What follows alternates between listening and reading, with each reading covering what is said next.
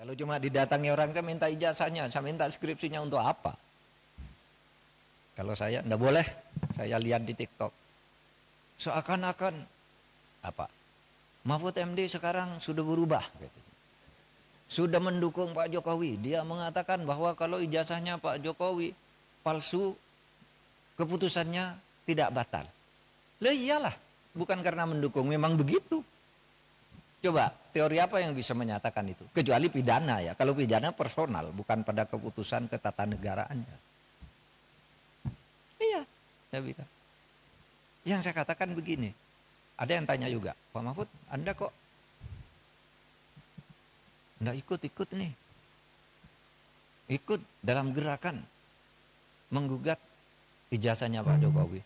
Saya nggak punya kepentingan. Apa? Kepentingan saya nggak ada. Makanya itu ditolak. Ditolak oleh pengadilan tuh bukan karena pengadilannya salah. Gini, mari saya jelaskan. Biar nanti saudara, kalau mencari celah ngatur pelanggaran presiden yang terlanjur terjadi itu, di undang-undang kepresidenan mau diatur bagaimana. Saya dengar paper yang masuk sudah banyak. Coba nanti dipilih butir. Ya begini, yang gugat ijazahnya Jokowi ini pertama masuk ke gugatan peradilan perdata. Lalu sudahlah, keabsahan ijazah kok digugat ke pengadilan perdata, pengadilan bilang bukan wewenang saya. Jadi benar pengadilan itu bilang, NO saya tidak dapat nerima ini karena bukan wewenang. Tugas pengadilan itu bukan mencabut ijazah. Terus jawab apa dong? Lagi pula, kalau perdata itu ya seperti teorinya, perdata itu yang menimbulkan hak dan kewajiban. Orang bisa melakukan gugatan perdata kalau ada perjanjian kontraktual, kontrak di antara kedua pihak di mana yang satu tidak memenuhi syarat. Kapan Pak Jokowi melakukan kontrak dengan orang yang menggugat itu? Mewakili siapa dia? Iya kan? Pengadilan begitu. Saya tidak membela Pak Jokowi, tidak juga membela pengadilan. Benar dia, justru kalau dia memutus salah. Pengadilan negeri itu. Terus kemana dong?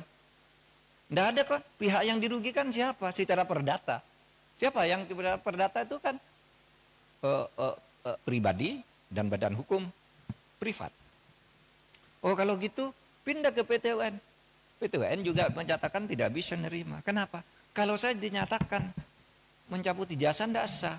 Seharusnya Anda minta, kalau mencabut ijazah itu minta ke UGM. Karena UGM yang menerbitkan, masa PT UN?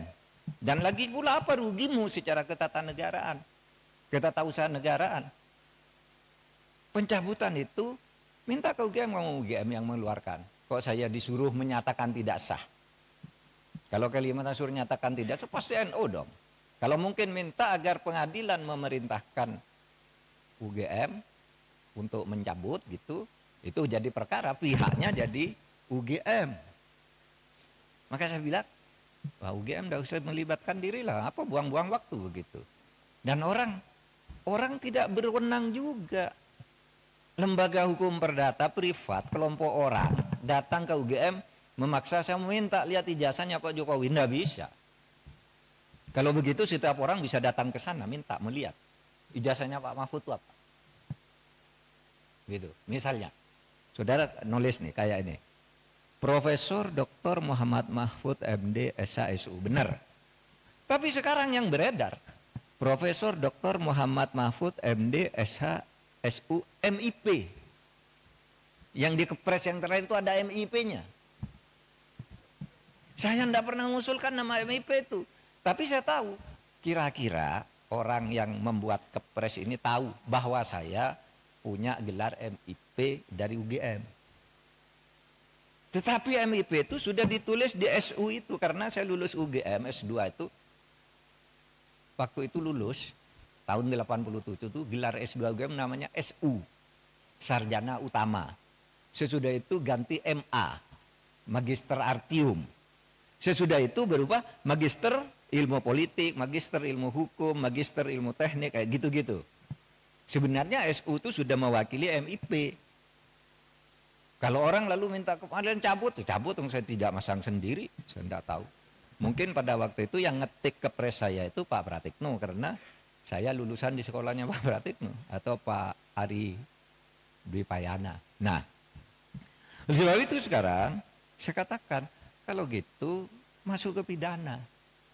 Nah, kalau ke pidana, itu kan masuk ke pidana. Malah yang dihukum orang yang menyebarkan berita bahwa ijazahnya palsu. Dihukum bener, ya dihukum, masuk penjara 2 orang. Karena apa? Dianggap menyebarkan berita bohong. Sekarang masih di penjara, belum keluar. Malah yang punya ijazahnya tidak dipersoalkan. Sekarang jalurnya sudah masuk, tinggal politisnya bisa enggak? Karena yang dilaporkan sekarang, ya, yang dilaporkan sekarang itu adalah pemilik ijazah dan sudah dilaporkan ke Bareskrim. Nah, kalau itu arahnya udah cepat, tepat, tinggal hukumnya nanti dinilai benar apa tidak. Itu palsu. Nah, kalau gitu UGM boleh hadir, dipanggil pengadilan. Kalau cuma didatangi orang, saya minta ijazahnya, saya minta skripsinya untuk apa? Kalau saya enggak boleh. Sudah benar tuh UGM. Gitu. Nah,